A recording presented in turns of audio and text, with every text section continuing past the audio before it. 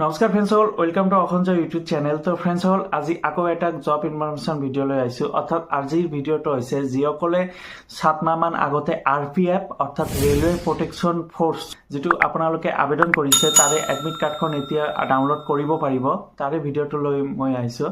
তো আপোনালোকে যিসকলে RPFৰ বাবে আবেদন কৰিছে সিহঁতৰ বাবে আজিৰ এই ভিডিঅ'টো গুৰুত্বপূৰ্ণ ভিডিঅ' হ'ব।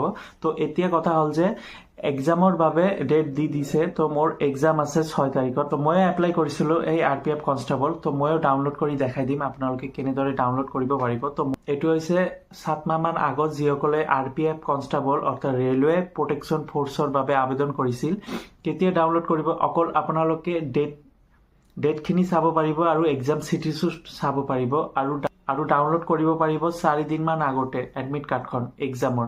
এতিয়া আপোনালোকে অকল এডমিট কাৰ্ডখন চাব পাৰিব যে আপোনালোকৰ কিমান তাৰিখত পৰীক্ষা আৰু তাতে লিখা থাকিব যে কোন চিটিত অৰ্থাৎ কোন চহৰত কোন চিটিত এক্সামটো অনুষ্ঠিত হ'ব, এইটো লিখা থাকিব।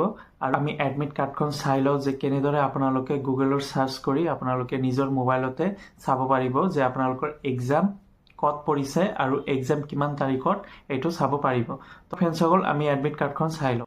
তো ফ্ৰেণ্ডসকল, আপোনালোকে আপোনালোকৰ মোবাইলত যিকোনো ব্ৰাউজাৰত গুগলত চাৰ্চ কৰিব যে RPF এডমিট কাৰ্ড 2025 চাৰ্চ কৰাৰ পিছত প্ৰথম যিটো ৱেবছাইট আছে জাগৰণ জোশ, ইয়াতে ক্লিক কৰি দিব। ক্লিক কৰাৰ পিছত আকৌ এটা নতুন পেজত লৈ যাব। এইটো হৈছে জাগৰণ জোশৰ ৱেবছাইট। ইয়াতে তলত আহিব, তলত স্ক্ৰল কৰিব। তলত স্ক্ৰল কৰাৰ পিছত ইয়াতে চাওক ডাউনলোড লিংক লিখা আছে যে RPF admit card download link. এই লিংকত ক্লিক কৰি দিব। এই লিংকত ক্লিক কৰাৰ পিছত আপোনালোকক ডাইৰেক্ট RRB ৱেবছাইটত লৈ আহিব। এইটো হৈছে RRB ৱেবছাইট। ইয়াতে লিখা আছে চাওক কেণ্ডিডেট লগ ইন।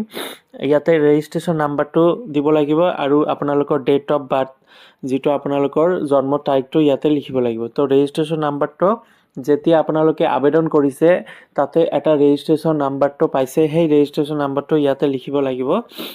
ভুল কৰিছে বা ৰেজিষ্ট্ৰেশ্যন নাম্বাৰটো হেৰাই পেলাইছে তেতিয়াও একো প্ৰব্লেম নাই। ইয়াতে ফৰগট পাছৱাৰ্ডৰ অপশ্যন আছে, এই অপশ্যনত ক্লিক কৰি দিব। ইয়াতে ক্লিক কৰাৰ পিছত আপোনালোকে ফৰগেট অপশ্যনত যেতিয়া ক্লিক কৰি দিব আপোনালোকৰ মোবাইল নাম্বাৰটো বিচাৰিব। এই মোবাইল নাম্বাৰটো দি তাৰপিছত আপোনালোকৰ ইউজাৰ ID আৰু পাছৱৰ্ডটো আপোনালোকৰ মোবাইলতে নটিফিকেশ্যন হিচাপে পাই যাব।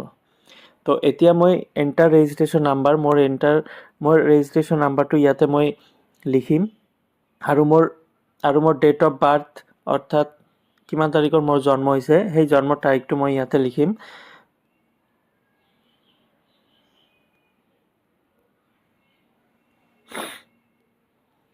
তো ফ্ৰেণ্ডসকল, মোৰ ৰেজিষ্ট্ৰেশ্যন নাম্বাৰ আৰু মোৰ ডেট অফ বাৰ্থ ইয়াতে লিখি দিছোঁ। এতিয়া মই কেপচা কোডটো ইয়াতে লিখিম। কেপচা কোড মোৰ 783989। এই কেপচা কোডটো লিখাৰ পিছত এই লগ ইন অপশ্যনত ক্লিক কৰিম। এইটো হৈছে মোৰ এডমিট কাৰ্ড। এইটো মোৰ এক্সাম পৰিছে গুৱাহাটীত 6 মাৰ্চত মোৰ এক্সাম।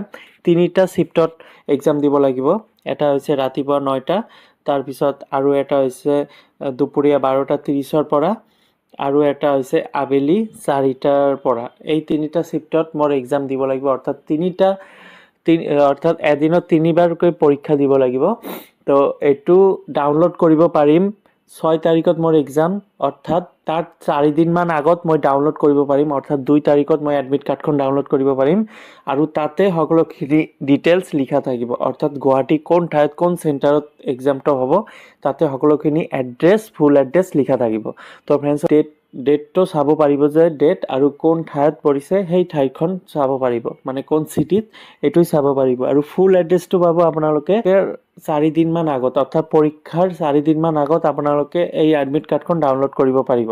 আপোনালোকে আপোনালোকৰ এডমিট কাৰ্ডখন চাব পাৰিব আৰু ডাউনলোড কৰিব পাৰিব এক্সামৰ 4 দিনমান আগত।